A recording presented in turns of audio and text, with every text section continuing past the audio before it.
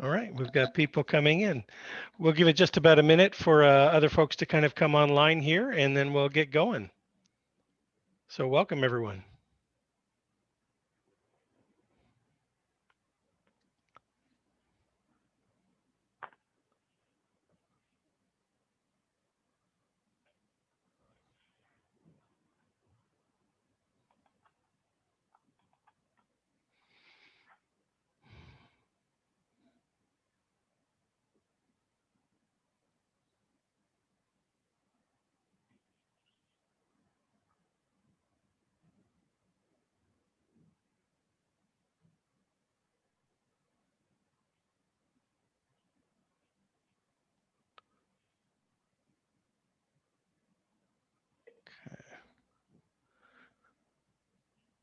All right.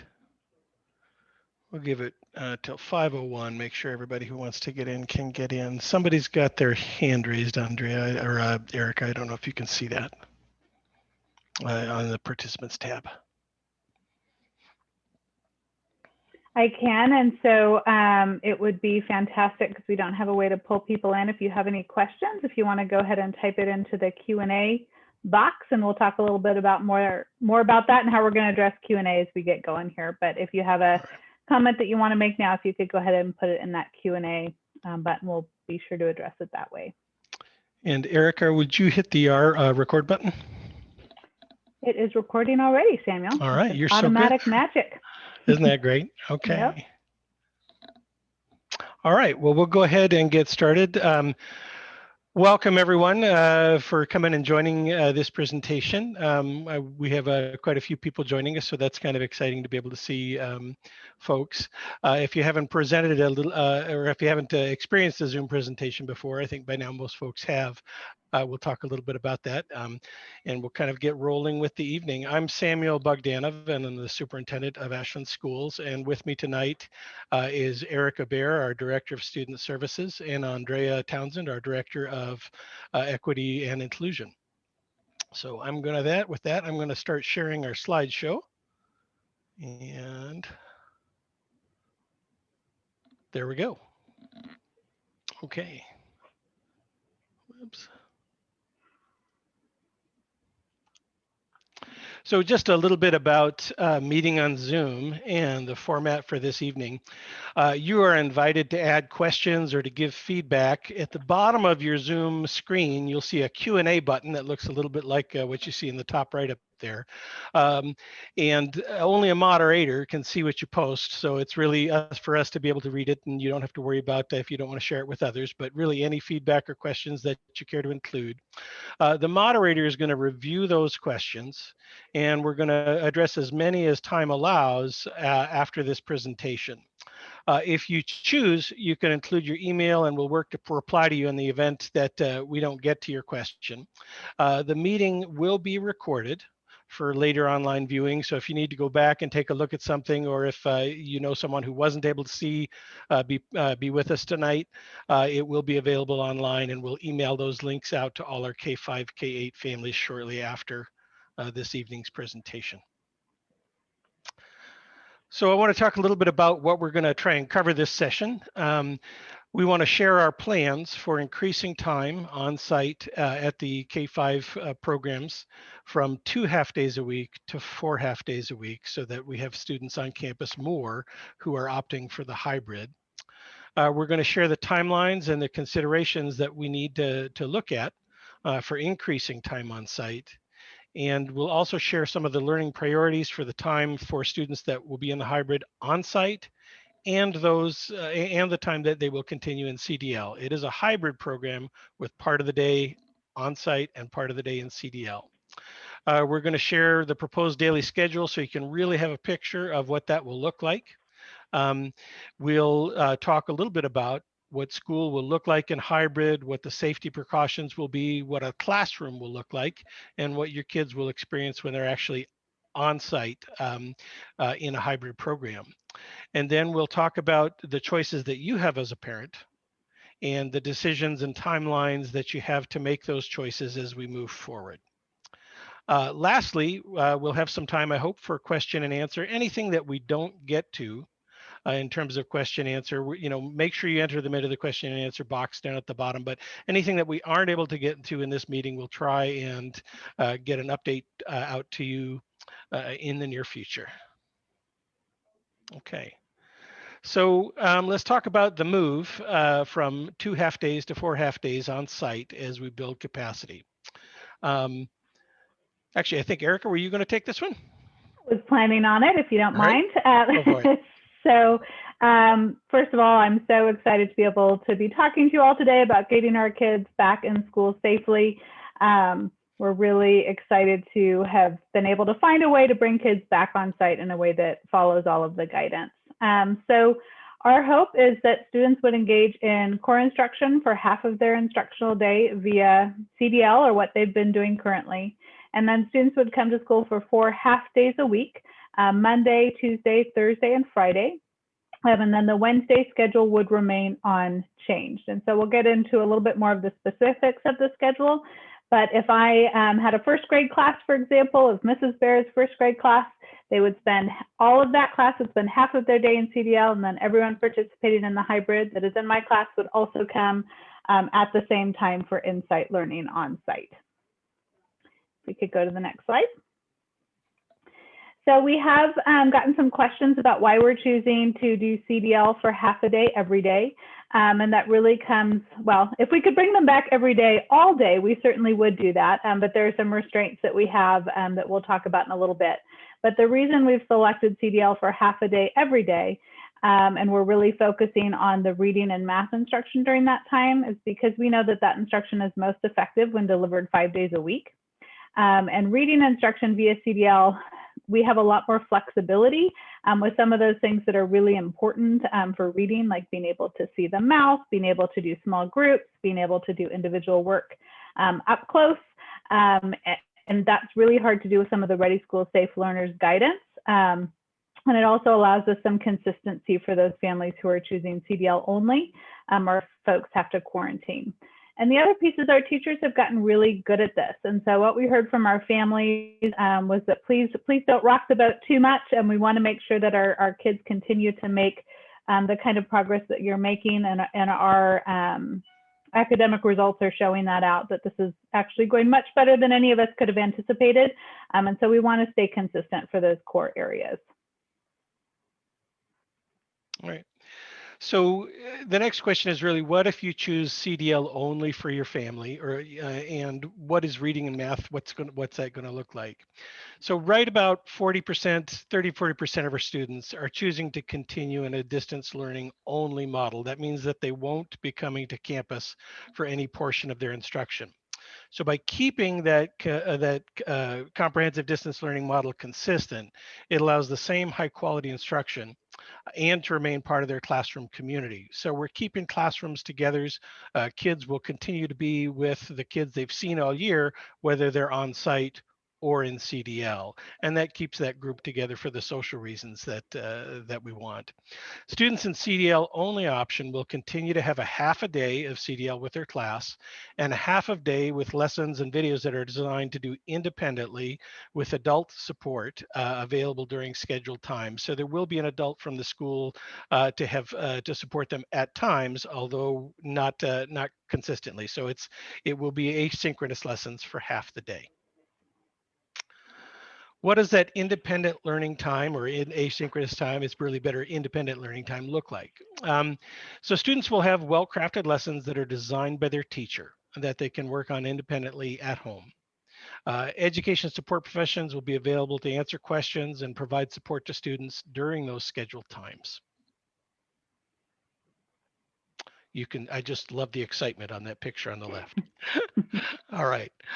So one of the questions we get asked very often is, why can't kids come for more time? Why can't we just open up schools more broadly and bring all the kids back?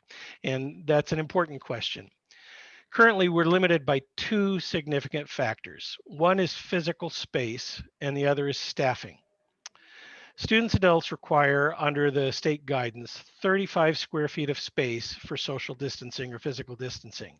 So most of our classrooms with an adult in there or two adults in there fit only 10 to 12 students at a time. That's roughly half that they might fit in a normal school year when we don't have to worry about physical distancing as much. We're working over hard to hard to overcome those barriers. And one of the things that we're doing is also active recruitment and problem solving. So one of the things that you might ask is, how can you help with staffing? We have currently posted for a number of classified positions. Those are the education assistants that are so critical to what we do in classrooms with kids and such an important part of learning. And we have a number of positions open to make sure that we can provide the support needed. So we've got some postings out there on our website, and they're also through Facebook. No experience is really necessary to be an educational assistant, but if you have experience with kids and you have a heart for kids and you want to work in the schools, it can really be a great fit. A couple of folks, areas that might have some interest, any parent that wants to be connected to the school. So if your school students in schools part-time, you want to pick up a few hours and help us out, the schedule can be flexible based on your student's school schedule.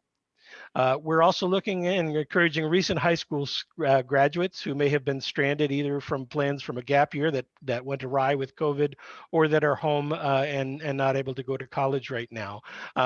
That would be really excellent folks to have working with their kids. College students would also be a good fit for this kind of a position. Um, the other thing to note is that anybody that we do hire in terms of staffing would be eligible under the governor's order that would allow educators and educational staff to get the vaccine. If they wanted to do that, they would be eligible to do that. So anybody we hire would have that opportunity. So what I would ask you as parents and members in the community is, please reach out, recruit, spread the word. We need you and other people that you might know to kind of help us get the staffing we need to do this right for kids. Okay. How will you prioritize? Well, we really are prioritizing our youngest learners first. First, I would say our hope is to get every grade in to the maximum extent that we can, and that's our plan. I'm optimistic that that's going to happen. Should it become necessary to set a priority, we're going to set our priorities with our youngest learners first, starting with grades K2 and then working our way up to grades 3 through 5. And again, that has to do primarily with staffing. Okay.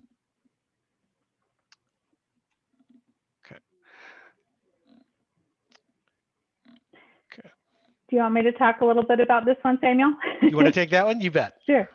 So there have been some questions about what students will be doing when in person and what it'll look like. So know that we'll be doing rich standards-based instruction, science, social studies, unit studies, extensions, PE, social emotional learning, music.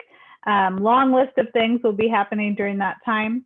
It is important to know that we're going to have to be following safety guidance during that time. So students will be separated by 6 feet with their own bubble of 35 square feet. Also important to note that students and adults will have to wear masks while at school. And at this point, students will not be eating at school unless there is a medical protocol that it's needed.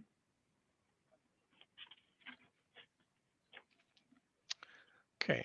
So what do the classrooms look like? I think might have gotten the order a little mixed up, Yep. Eric. I apologize. So No what do worries. our classrooms look like? At the left, you can see what a classroom setup would look like over at the John Muir School with the space available there so that all students have that 6-foot square space. And you can see immediately why you can't fit 20 students or more in a particular classroom. There just isn't the physical space for it. Over on the right, you see a future classroom space outdoors over at Willow Wind, and I think all of our schools may adopt this strategy from time to time as the weather gets a little bit better, so we can spread kids out and have opportunities outside. Here you'll see classrooms at each of our other 3 elementaries, Bellevue, Hellman, and Walker, all pretty similar, laid out to make sure that we're following the physical distancing guidelines. What will it look like when we actually have kids in them? Well, these are wonderful pictures that we took off of the internet, but it does give you an idea of what the experience might look like when kids are in class, distanced, and wearing masks. And of course, the class on the right is outside. Okay. All right. Sorry, I'm getting a note that there might be some folks in the waiting room. So I was just trying to message that to Jackie really quickly. So what if my student or my student's cohort has to go into quarantine? So important to know that comprehensive distance learning will just continue. We'll continue to do that. And half of the day, again, will be lessons and videos designed for students to do independently with adult support available during those scheduled times. So part of the advantage of using this kind of schedule is that it will be very seamless if we do have an occasion where an individual student or a whole cohort has to go into quarantine. And so I'm getting quite a few questions about the schedule, so I want to kind of throw up what a sample schedule would look like. And this first one is if your student was on the AM in-person schedule, they would get started at 8:30, have that morning meeting, do a first block of specials or ink or unit studies. There would be a break, and then another block of time where they're doing those specials, inks, and unit studies. There's a block in the middle where buses will be taking folks home and getting kids where they need to be for CDL, eating lunch, and kind of getting ready for the next phase of learning. And then in the afternoon, they would have an English block, a break, a math block, and then closure. And of course, this is just an example. I can't promise it would be English and then math and then English, but just to give you a general idea. And then if we look at the next slide, it gives you the exact same thing, only flipped. So in this example, students are coming in person in the afternoon. So we've got a morning with the English language arts and math, and then that block of time in the middle, and again, specials, inks, and unit studies in the afternoon. So that's essentially what a student's day would look like, and it would go from 8:30 until 3:10 with transportation in the middle of the day. So I've gotten some questions about what does this mean for a student who might have an IEP or students who receive additional targeted instructional support. They will continue to receive those supports in this program. The group times may change because everyone's calendar is changing. So know that those details will be coming as we get individual student schedules worked through. And if your student is in special education, your case manager will be communicating with you to ensure a smooth transition to whatever that new schedule is.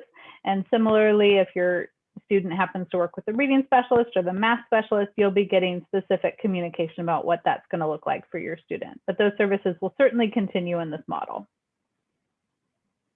All right, thank you, Aria. So what's our timeline and how does this rollout look? So right now, between February 1 and March 1, we're really gathering information, and we're taking that information and very carefully planning our staffing so that we can make sure we're responding to everyone's needs. So there's, after this this meeting later this evening, we'll send out a link to this meeting for parents that maybe weren't able to attend, or if you have questions that you wanted to go back and check on. And along with that, we'll be sending out a survey, which will really be an enrollment confirmation. Kinder and second grade are set to start March 1, and grades 3, 4, and 5 should start on March 8th.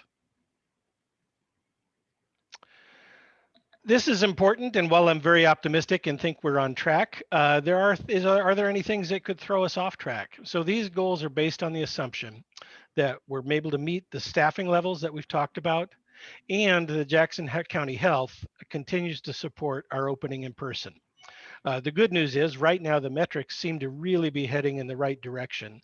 And really in Jackson County, the active case rates continue to be dropping. If there is a change, parents would be notified 2 weeks in advance of any change. Okay, can I change my mind? So because staffing, this is so staffing dependent, let me get rid of that other little picture on there. Because this is so staffing dependent, once a parent has, once we have gotten folks enrolled, if you enroll initially in comprehensive distance learning only, you won't be able to move to hybrid because it's the staffing ratios are a little bit tricky. If you have been in hybrid, you can move to CDL at any time. Now, students who have to quarantine, and that's going to happen from time to time, can transition to CDL during the quarantine and then return to the hybrid model when it's safe to do so. All right, so, and I'm already seeing some questions about this in the chat, and so hoping to clarify.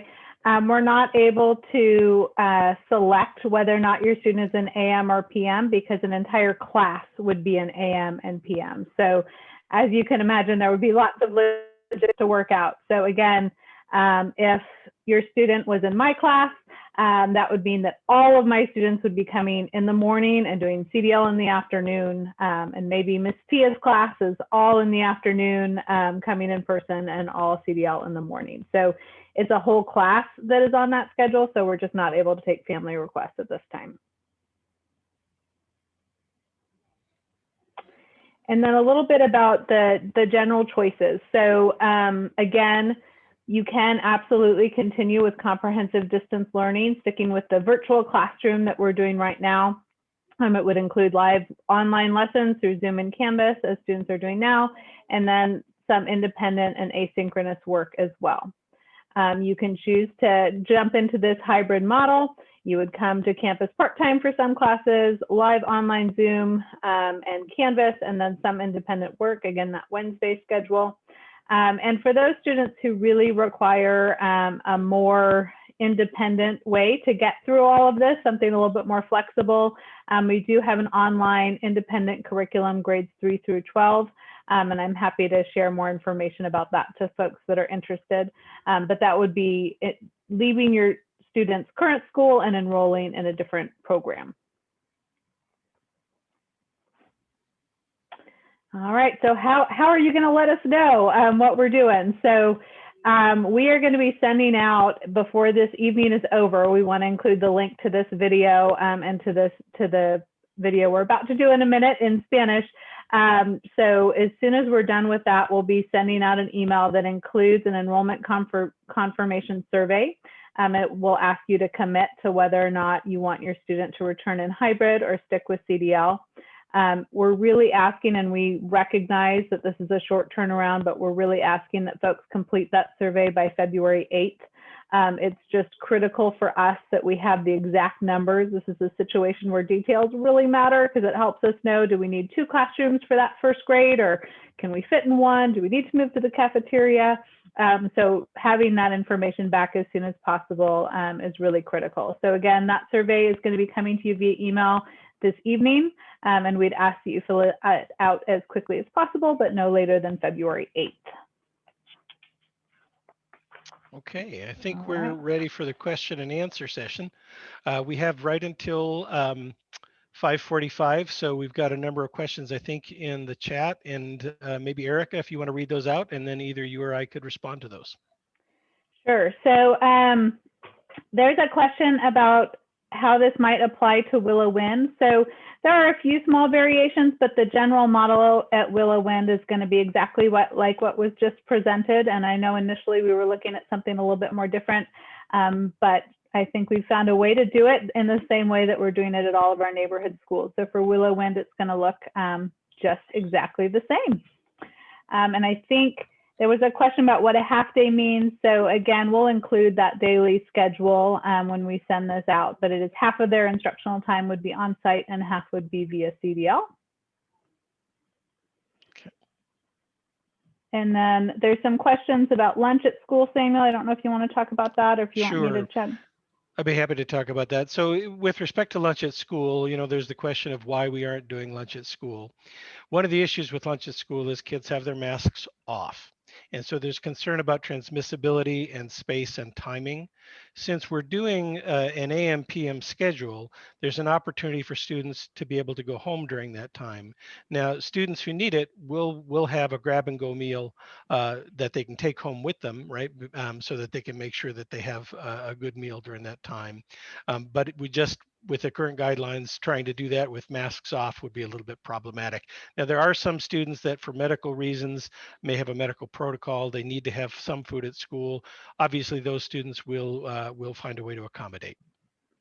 Yeah, and I would just add too that in most of our elementary sites, we're also using the cafeterias, which are some of our larger spaces for teaching space. So it just makes it more complicated. And I do have some questions about how creative we're getting with spaces. Have we looked into using space at Lincoln and Briscoe? And I would just share with everyone on the call, Lincoln is used to its maximum capacity right now with John Muir Outdoor School, and some high school classrooms are also at JMOS, so it is full. And as I understand it, Briscoe is also not available to us at this time, but we are getting really creative with all of our buildings and how we're using all of our spaces to make sure we can maximize space for our students to work. And then 2 questions that I'm really excited about. So Samuel, I hope you'll let me ask these. The first one is about, can parents be educational assistants? Absolutely. And then the second question kind of related to that is, how do we do that if maybe we have a student on an opposite schedule? Know that we will work with you. So for example, if you can come for half of the day and support while your child is at school and be at home the other half, we will absolutely work with you on school. Please consider applying, and what you would be doing is signing up to be an educational assistant substitute. And what that really means is we're going to put you in a long-term position for the rest of this year on a regular schedule. But we absolutely want to work with parents because we feel like that is going to help us get this done for all of our kids. Let's see. If my student will be on campus for afternoon sessions, will she be doing synchronous or asynchronous learning in the morning? So essentially it's going to be a flip either way. So if they're in person, they're going to be doing in-person work off of the computer, and then whatever the opposite time is when they're at home, they would be doing that CDL time. So and working via Zoom or Canvas during that time. So it's going to be a flip dependent on how we get scheduled. And right now, those details of which class is going to be AM and which class is going to be PM, we just have so much to work out and really need your survey results before we confirm that down. But know that as soon as we get that logistic worked out, we'll be sending it out to families. And again, there'll be at least 2 weeks notice so that you can start planning for your life as we get these schedules nailed down. Erica, I could take the next one. Right. Will a particular student, if they're enrolled in the hybrid version, be going to school 2 afternoons or 4 afternoons a week? Our original model, we looked at 2 afternoons a week. What we're doing now is we're targeting 4 afternoons a week with interventions on Wednesdays for every grade. We're going to start with our youngest grades and move up as we have staffing capacity. But our goal is to have students their half days, 4 days a week. Great. And another question around, will it be equitable time at some of our choice programs and schools? So Willow Wind and John Muir, right now we're anticipating that their schedules would be the same. So the same amount of time in person and the same amount of time via CDL. And then a question around, have we thought about, and know that we have thought about every possibility, but have we kind of given consideration to the idea of CDL students being able to attend hybrid classes by streaming a webcam version, so kind of a live streaming? And we are looking at that for some of our older students for sure, and thinking about at what stage developmentally that's going to work for our kids. So yes, definitely something that we're considering. What we've found out from folks who are a little bit ahead of us across the country and doing this work is that tends to work better with our older kiddos. I'll go ahead and take the next one, and you can jump in if I miss anything, Erica. How will mask wearing and physical distancing between students be ensured at breaks and recess? I think we're going to be doing a couple things. One, we'll be providing lessons and information that you can talk with your own kids at home before they come. And then we'll be actually teaching kids what these protocols and how they are and how to go about it. The other piece is, with the reduced numbers and the increased staffing, we'll really have a number of folks there who will be able to support and encourage that behavior. One of the things that we're learning from, again, as Erica mentioned, some of the districts that might be a little bit further along, is that the kids are actually, even down to kindergarten, are doing a really good job of abiding by the physical distancing and the mask wearing rules. Now, sometimes masks get hot and uncomfortable, and when it's really necessary to have a mask break, that's something that can be arranged with the school staff. So there is some flexibility there, but we'll do that in a safe way as well. Erica, I didn't know if you had anything to add. No, I think you covered it. Yeah. Okay. And then questions just around aligning schedules. And so I'm going to lump some of these together. Will siblings be on the same schedule? I would say whenever it's possible to do that, we will. But again, there's a lot of considerations. And so I can't make a promise that if you have a first grader and a fifth grader, that they would have the same either AM or PM in-person schedule. And another question with the AM PM schedule, how are you going to be able to offer the 4 times a week? And so we did not talk very much in this presentation about essentially if we have, let's say, 20 first graders in a class that are coming back in the PM session, that means we would be separating out into 2 classrooms. So that's how we're able to get everyone back 4 days a week, is by using 2 separate spaces. And then we need additional staffing in order to make that work. So an educational support professional and a teacher would kind of be sharing those spaces and going back and forth and keeping kids on track in that way. So that's how we're able to do the 4 days. And then a question about busing. Do you want to talk about the next 2, Daniel? Let's see. Oh, I'm not seeing the busing question. Well, then let me give it a shot. How many kids are able to fit on our bus? So I don't know the exact number, but I do know that there's some extensive safety protocols around that, and we've worked through those details and are working closely with transportation to set that up as safely as we can. And then a question around, is transportation available only to Hellman, Bellevue, and Walker neighborhood schools as normal?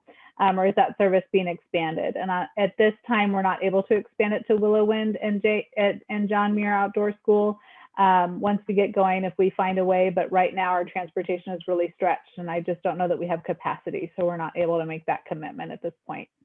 Okay. There's a question, is the timeline the same for the choice programs, Willow Wind and John Muir, the same as the neighborhood elementaries? Yes, it is.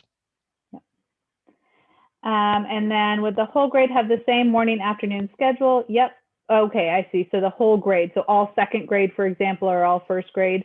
We're not sure. We really hope so, but there's some real advantages if we're using 2 classrooms, that they both be, say, first grade classrooms or second grade classrooms, so that we have the appropriately sized desks and chairs, and teachers who are used to partnering together. So we hope so, and we're going to do that as much as we can. But again, a lot of that is going to come down to the details once we get those survey results. Will ASD start the 4 half-day schedule starting March 1 for K2? That is absolutely our goal. And I anticipate that we're on track to have the staffing that we need. And I also anticipate that we're on track to have healthy metrics. So our goal and our intent is absolutely to be able to start those classrooms March 1st, 4 days a week. Yeah. And then there's a question around, planning really has been happening since last spring, even I would say since June. And so just questions around why it's taking time now. And I would just share that the rules have changed about 50 gazillion times since June. And so our plans have also had to change as we've learned, and as things have shifted and we've had to shift models. So the model that we came up with over the summer we found out is not the best model and does not fit all of the requirements that are now in place. And so we're doing our best now to get things going as quickly as we can. And a question about, what are we, what kind of evidence are we using to say that core subjects are being effective? And we're using some of that progress monitoring data, our instructional data, some of those assessments that folks are taking. Generally, our kids are doing better than we would have expected. I think we all kind of had some fear about how this was going to go, and our teachers really are doing an exceptional job. I can take the next one. With respect, so one parent shared that there are districts in other states that are doing 1 week on and 1 week off. So students come to school in a cohort for 1 week, and then they're on CDL the following week. And we did consider that model. The challenges that we saw with that was having, some students in a hybrid model, some students on a CDL only model, presented some logistical challenges in trying to take that approach. And Samuel, I'm wondering if you want to talk about the ventilation question. Okay. Sure. I think the question is around what type of ventilation, how are we making sure that the air is clean and appropriately filtered? So we've actually been working for some time, and I think gotten most situations up to date, where all of our HVAC systems that are in place have what are called MERV 13 filters, which is comparable to what you'll see in many hospital settings and a very high level of filtration. Where we don't have HVAC capacity to do that, we do have air scrubbers on site. So I think that based on the guidelines that have come out and the direction that we've received, I think that all of our facilities are appropriately ventilated. That isn't to say that viruses can't be spread anywhere, but in terms of the prevention that we can provide through HVAC, between that and the other safety measures, we're confident that they're safe environments. Great. And then just clarification, is this really going to start in March? Yes, yes, we are absolutely hopeful that we'll be starting with K2 on March 1st and grades 3 through 5 on March 8th. And questions about how will we find out AM or PM, that information will be coming from your building principal and classroom teacher once those assignments are made. And again, we'll be doing that as soon as we have all that survey information in, because that's really determining a lot of that. The next question. Go ahead. Do you want me to? I can take it. I was going to kick it to you. Okay, I'll take it then. All right. Do you anticipate the hybrid model evolving beyond 4 days a week for the rest of this school year?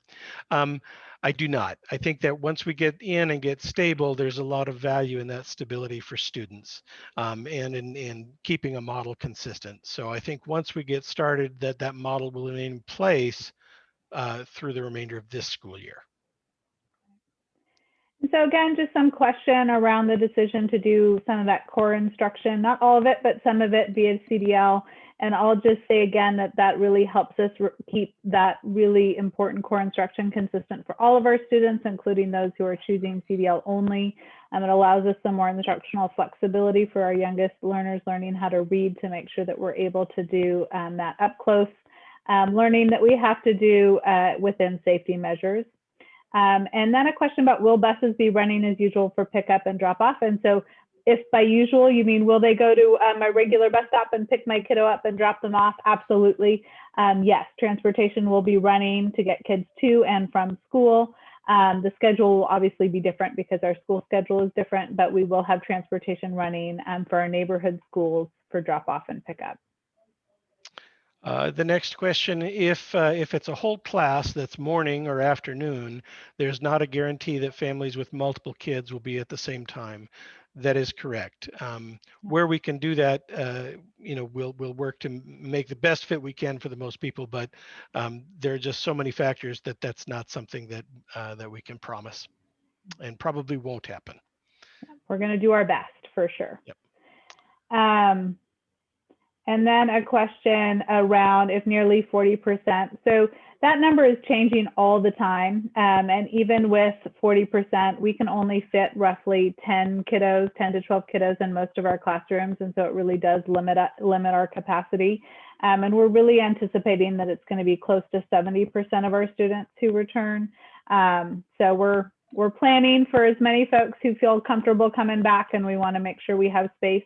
If we get into the details and find out that there are fewer and we have more space than we thought, then we might adjust. But at this point, that's what we're planning for. We have a comment from a parent that believes many students or families will choose the hybrid model based on whether or not it's offered in the morning or the afternoon. So we're going to try and go ahead. So we did talk about this just to make sure that we got the most accurate information we could. If you're not sure if you're going to be able to pull it off, we understand how complicated family systems are. If it's in the morning or the afternoon, we would ask that you go ahead and say that you do want to do the hybrid, because again, you can switch from hybrid to CDL only, but you can't go the other way because we wouldn't have planned for you. So just go ahead in the survey and say that you're planning on CDL. And then if you end up getting a time doesn't work for you, then you would be able to shift at that time. So we do want to make sure that if you're not sure or you're leaning in that direction, please err on the side of coming back so we can make sure that we staff appropriately and space appropriately for your student. All right. I'll take the next couple. Yeah. One individual asked if the Q&A was anonymous. The people, the panelists, Erica and myself, are able to see the Zoom profile name that you have, but that name doesn't go out to others. So please feel comfortable in asking any questions. The other question that came up was, do the choices apply to all of the John Muir students, those in grades K through 5, and should we expect the survey at John Muir? Yes. Yep. And then with the next survey, will there be an option to say we would like to return in hybrid depending on the days of the week? And so the days of the week will be Monday, Tuesday, Thursday, Friday for half days, and Wednesday at home. So the days of the week won't change. It would be the half days that it would be whether it's AM or PM.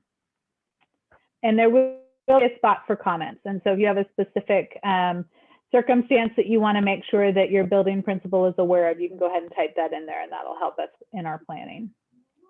Erica, you want to take the next one?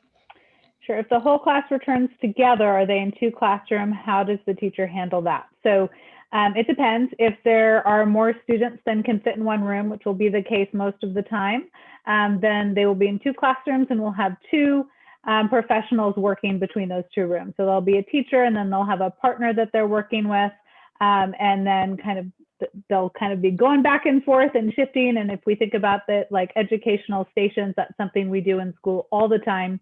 And that's how it would be set up. So they'd have real close proximity and be kind of rotating through. So that's how we're working that.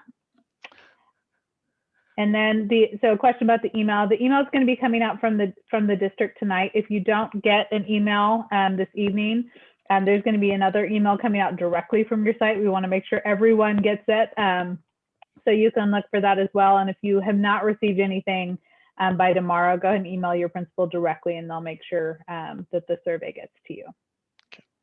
Okay. In the survey, will it state whether or not a student is assigned to morning or afternoon? I don't think we'll be able to tell you that until we know how many students specifically, so that we're using this information to set up those schedules and lists. Good. And then the next question, will our students be in person with their teachers or with other educators? So they will be with their teacher unless there is a circumstance where their teacher is someone who's not able to come back for some reason. But for the 99%, they'll be with their teacher and an educational support professional. They might also be spending time with their PE teacher or their music teacher. But it is going to be their current assigned class is going to be the one who's facilitating the learning. I can take the next one. How soon will this video be available for playback? My partner needs to watch before we can respond to the survey. So it depends a little bit on how quickly Zoom can process the video file. I've been getting really lucky, and it's been ready within an hour. And so as soon as it's ready, we will get it out to parents, hopefully this evening. And that will be included in the same email that includes the survey. So there'll be a link to both the video and to the survey. Correct. And is it possible, again, the sibling question, we're going to do our best. We really are. We know how problematic that is for families, but we can't make that promise at this time. Okay. Question just about the district's needs for education assistants or emergency substitute teachers. We absolutely have clear needs, and we have been posting for that. One of the things that has impacted staffing in general, of course, is COVID and concerns with that. So I think that many of the districts in the Valley have had some challenges. The availability of the vaccine and the lowering of the active case rates in Jackson County, I think we are starting to get some more interest. But we really do encourage you, or if you know someone who would be interested in one of those roles, to apply. And we'll send that information maybe out. Maybe we could actually include that in the email. Maybe it's already there, Erica. Mm-hmm. Okay. Yeah. And so I just got a little note that I might have misspoken. So I just want to clarify, if you're on the fence or you're not sure, then please do indicate hybrid, knowing that you can transition to CDL, but you can't go from CDL to hybrid. So if you're not sure if it's going to work for your family based on the AM, PM, or other information that you don't have yet, please select hybrid, and in that way we can plan for your student. And And there are a lot more questions. We are running down on time, so maybe just a few more. And then again, we will do our best to respond in a frequently asked questions document that gets out in the next couple of days to any questions we don't get to tonight. One of the questions was, what is the plan for Midland High School? That work is still underway, and we anticipate being able to let folks know concretely in the next couple of weeks what those plans. The one thing we do know is that they will be opening in some form of hybrid after spring break. Let's see, I'm trying to type answers to some of these that are more specific too. Let's see, we would start, go ahead. Oh, I've got one. Are face shields allowed? Unfortunately, face shields don't generally do the job. They really have to be face coverings. We're encouraging folks to, make sure they've got face coverings that their kids are comfortable with, but they will need to be worn at all times. Occasionally, there are students that have a particular disability, and if that is the case, we may have some flexibility, but they would have to go through either an IEP or 504 process. Is that correct, Erica? That is correct. And so similarly, there's someone asking about what kind of planning are you doing to include outdoor spaces, knowing that transmission rates are significantly lower. We are definitely trying to maximize our outdoor spaces, thinking about tents and all kinds of creative ways to get kids outside as much as possible. Also because that helps us expand our teaching space. As we go into spring, that will certainly get easier and more help. More comfortable to access. Maybe that's the best way to say that. So I think that's the last question for this evening. We really appreciate the additional questions that are in the Q&A. And as Erica mentioned, we're going to get in the next few days, we'll get out some answers to some of those additional questions. Check your email for links to this presentation and links to your school's individual survey. Spread the word so we get information back from parents as quickly as possible. It will really help us in planning. Spread the word about the hiring opportunities for education assistants and substitute teachers. That will help as well. Thank you all very much. I know this has been a very challenging year, and we are all really excited to get kids back in school. So thank you so much and have a wonderful evening. Thank you, everybody.